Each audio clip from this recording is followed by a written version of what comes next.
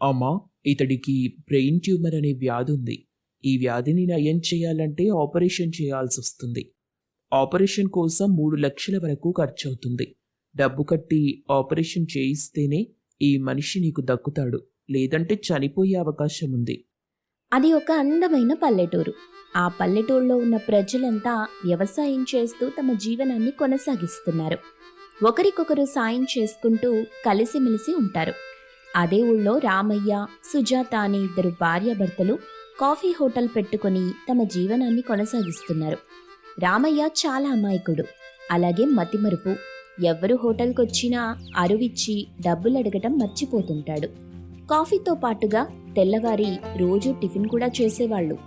Ramayya tiffin అయినా coffee అయినా చాలా రుచిగా చేసేవాడు. అందుకు ఊళ్ళో వాళ్ళంతా పొద్దున్నే రామయ్య హోటల్ దగ్గరికొచ్చి కాఫీ టిఫిన్ చేసేవాళ్ళు. ఇలా ఒకరోజు పక్కూరి సుందరయ్య హోటల్ దగ్గరికి వస్తాడు. ఏంటి సుందరయ్య, చాలా రోజుల తర్వాత నా షాప్కి వచ్చావు? టిఫిన్ చేస్తావా, కాఫీ తాగుతావా? రెండు కావాలరా, అందుకే ఇక్కడికి వచ్చాను. మా ఊళ్ళో కాఫీ టిఫిన్ ఏమి ఈ మధ్య బాగుండట్లేదు.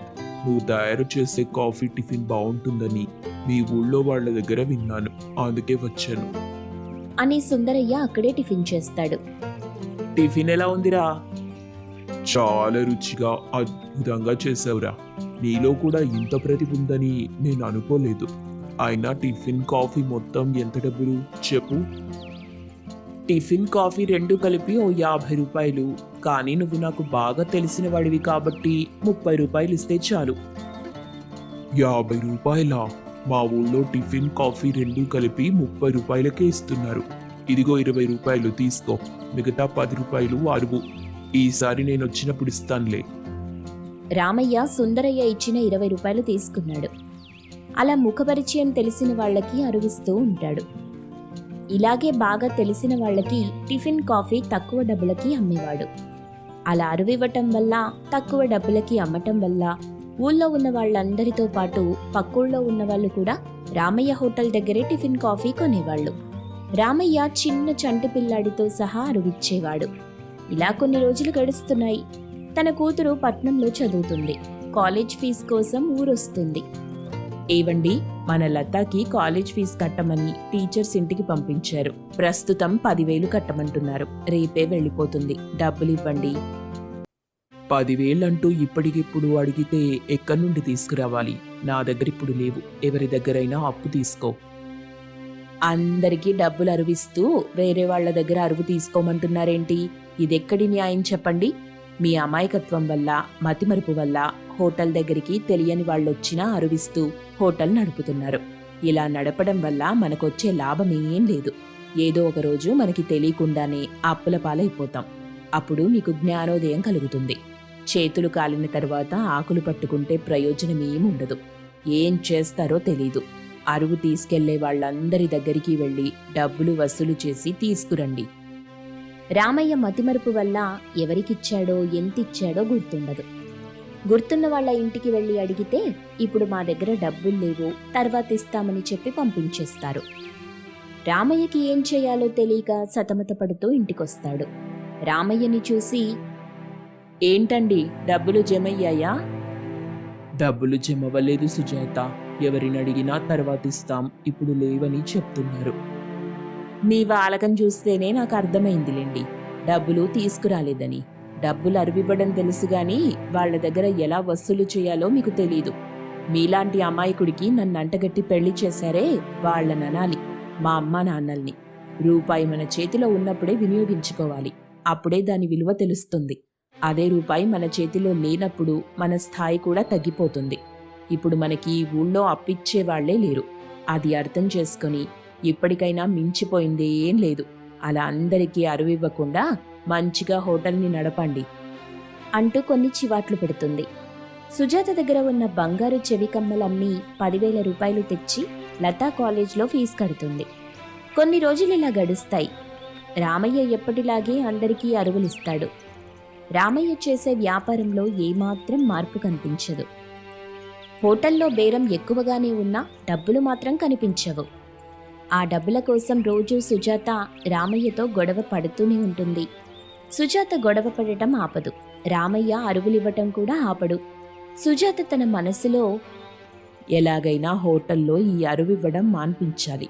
ఇలాగే సంవత్సరాలు గడుస్తున్న కొద్దీ అరువులిస్తూ పోతుంటే ఈ హోటల్ బాగా నష్టపోయి చివరికి ఈ హోటల్నే అమ్మేసే పరిస్థితికి వచ్చేస్తాం. నా మతిమరుపు భర్తకి ఎప్పుడు అర్థమవుతుందో తెలియట్లేదు. హోటల్ గురించి అలా కాసేపు ఆలోచించి కూర్చుంటుంది. తన బుర్రకి ఒక ఆలోచన తట్టింది. ఆ విషయం వెళ్ళి రామయ్యతో చెప్తుంది. ఒకసారిలా అరువు ఇవ్వబడదు అని చెప్తే బేరం పోతుంది. అరువు తీసుకున్న వాళ్ళు ఎప్పటికైనా డబ్బులు తిరిగిచ్చేస్తారులే. ఇలా చేయడం కరెక్ట్ కాదనిపిస్తుంది. ఇలానే రోజుల తరబడి ఉంటే మన పరిస్థితి ఎలా మారుతుందో ఒకసారి ఆలోచించండి అని సుజాత హోటల్ ముందు ఒక పెద్ద బోర్డుపై ఇచ్చట అరువు ఇవ్వబడదు అని రాసి పెడుతుంది. అప్పటి నుండి హోటల్కి ఎవరైనా వచ్చినా సుజాత అరువిచ్చేది కాదు. డబ్బులు చేతిలో ఉంటేనే టిఫిన్ గాని కాఫీ గాని ఇచ్చేది. అరువివ్వకపోవడం వల్ల బేరం రోజురోజుకి తగ్గిపోతుంది. కానీ పాత అరువులు ఉన్నవాళ్ళు పూర్తిగా హోటల్కి రావటం మానేస్తారు.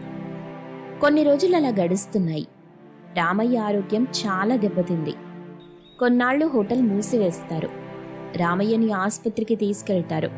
రామయ్యను డాక్టర్ చూసి, అమ్మా, ఇతడికి బ్రెయిన్ ట్యూమర్ అనే వ్యాధి ఉంది.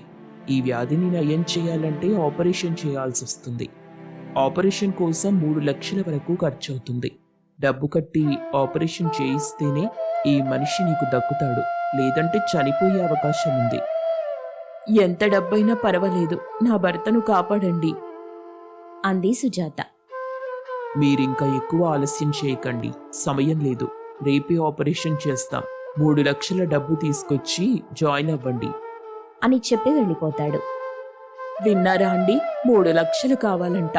అంత డబ్బు ఎక్కడి నుండి తేవాలో నాకు అర్థం కావట్లేదు. హోటల్లో అరువు ఇవ్వకపోయుంటే ఇప్పుడు మనకి పరిస్థితి వచ్చేది కాదు. అరువులెవ్వరికిచ్చారో కూడా మీ మతిమరుపు వల్ల తెలియలేదు. అందరూ హోటల్ పెట్టి మంచి డబ్బు సంపాదించి ఇంకా మంచి స్థాయిలోకి వెళ్లారు. మనం కూడా అరువివ్వకుండా మంచి స్థాయిలో ఉంటే ఈరోజు ఈ 3 లక్షల కోసం ఇంతలా ఆలోచించే వాళ్ళమే కాదుగా అంటూ ఏడుస్తుంది. ఏడవకు సుజాత, నన్ను క్షమించు. ఇదంతా నా వల్లే జరిగింది. నువ్వెన్నిసార్లు చెప్పినా నీ మాట వినకుండా అరువులిచ్చాను. ఎవరు చేసే తప్పుకు వాళ్లే శిక్ష అనుభవించాలి, పెద్దలు అంటుంటారుగా.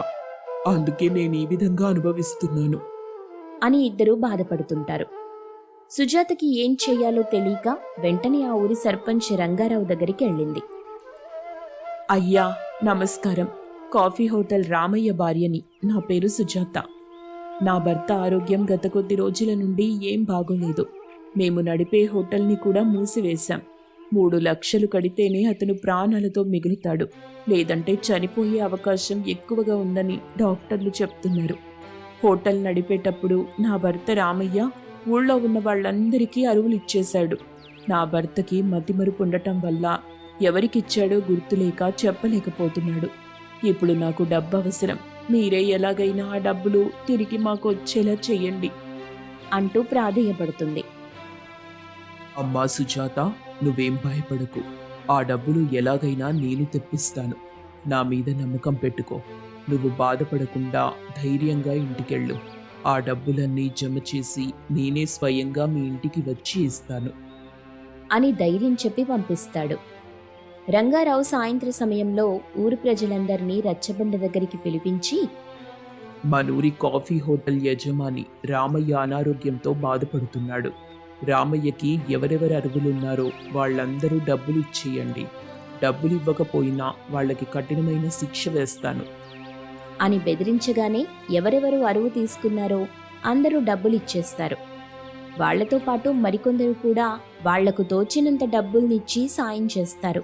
ఆ డబ్బులన్నీ జమ చేస్తే 2 లక్షలవుతాయి. రంగారావు ఆ 2 లక్షలకు అతను 1 లక్ష రూపాయలు కలిపి 3 లక్షలు తీసుకెళ్లి సుజాతకిస్తాడు. సుజాత ఆ డబ్బు తీసుకుని, చాలా ధన్యవాదాలయ్యా.